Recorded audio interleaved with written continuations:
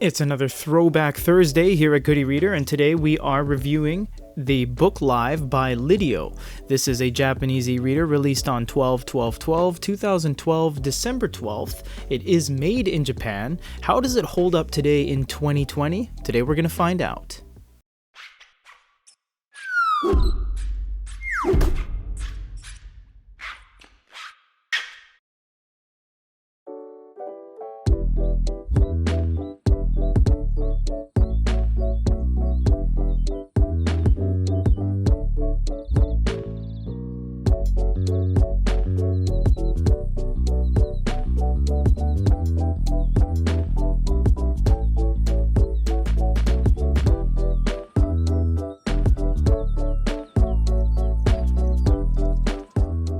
Was this ever intended to be outside of the country? No, not really. You can go to the bookstore and you can use Wi-Fi outside of Japan, and you can download books and actually pay for things as well.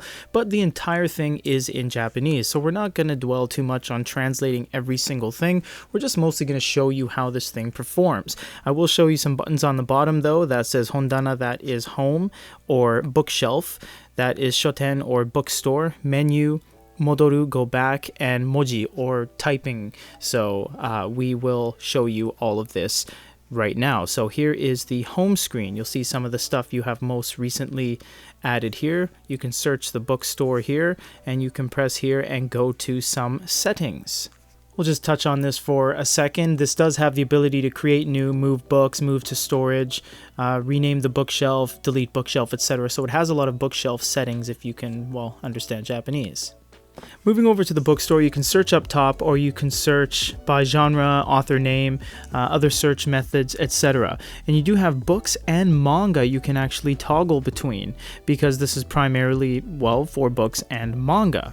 You can also check certain campaigns that they have going on at any given time, if there's deals, etc., etc. And we actually did just do an update on this. They pushed an update very recently on this device. At least it was sitting there when I turned it on after a little while. So we're just going to go to genre real quick. And we're going to go to stories. And we'll just choose any old thing, nonfiction, for example. And this is what your buying decision is going to look. Subete is everything, so we're just going to click on that. And then here you'll see basically all the books they have, and you see there's 536 pages of books. Japan does have a lot of novels, a lot of manga. There's a lot of, well, content in Japan, and that's why they have their own proprietary e-reader, because they can justify it. So we do have a bunch of things here like add it to cart, konyu suru, so make a purchase, or tachiyomi suru, which basically means standing reading do. So it's basically the equivalent of if you were to stand at a bookstore, a bookshop, and read this without actually buying it. That's why they call it standing reading. So we're just going to pull this up, and this is what the reading experience actually looks like. So you can see here, you do read top to bottom, but in Japanese you can read left to right as well. Not in this particular setup, but they do have regular books that do read left to right. So you can do things like make highlights, and here it'll say mako hiku, so you can make a marker. Jisho hiku, so you can look up in the dictionary, or cancel, just says cancel. You can choose owari if you're done, that just means finished. You can box very large amounts of text, or you can box small amounts of text. And you can start, it says hajime, and you can go column by column like that. So we'll just press modoru to go back, and then we can cancel. You don't have too many options. If you press moji, you can change the size of the characters, but they don't have anything like fonts or anything like that. They just basically have the size of the characters, and this is the biggest it can go.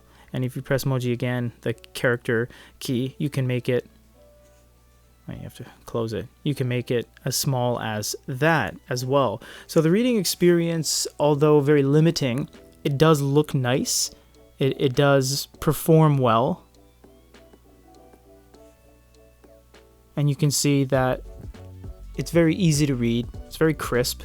It's very white on gray. You know, to be honest, it isn't actually that bad. for an 8-year-old device.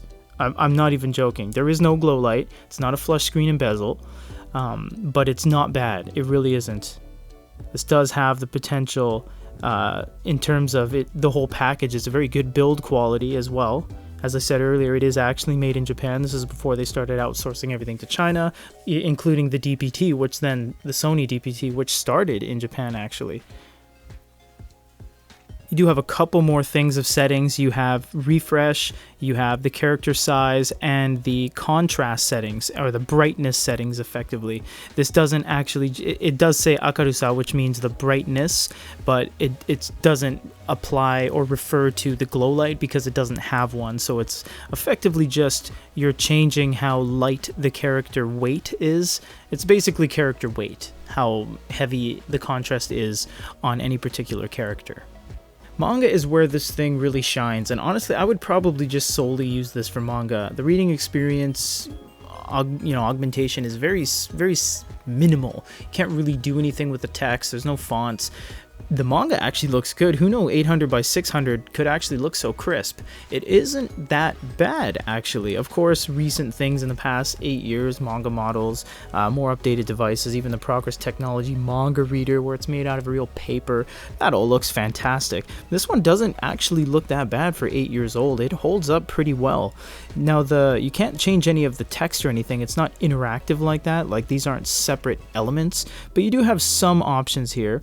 You do have table of contents. Again, you have that contrast settings where you can change the weight of the image, and it lightens things up a little bit. It can help with dark spots.